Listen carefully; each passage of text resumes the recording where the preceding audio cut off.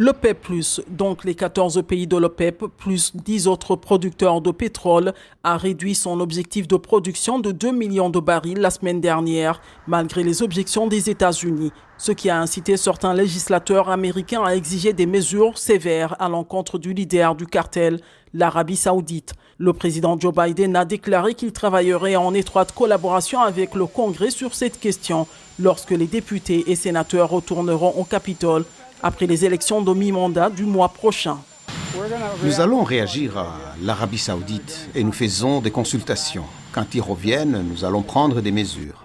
Au Capitole, 2 législateurs démocrates ont présenté un projet de loi visant à mettre fin aux ventes d'armes américaines à l'Arabie saoudite, affirmant que Riyad était le moteur de la décision de l'OPEP+, de réduire l'offre mondiale de pétrole pendant l'invasion de l'Ukraine par la Russie. La complexité de ces questions va bien au-delà d'une simple décision sur le pétrole. Et le président a absolument raison d'être réfléchi et décisif. Nous considérons que cette législation est sensée et raisonnable. Elle vise une décision spécifique. La relation unilatérale a été documentée. L'Arabie saoudite a déclaré que la décision de l'OPEP+ était unanime et fondée sur des considérations économiques. La Russie en fait partie.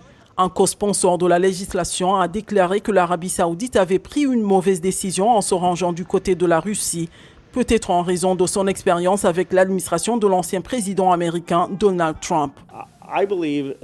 Je crois que les Saoudiens ont constamment fait des mauvais calculs au cours des 2 dernières années et c'est probablement parce que, franchement, l'ancien président Donald Trump leur a donné cette carte blanche. Ce que le président Biden essaie de faire, c'est juste de revenir à un équilibre approprié.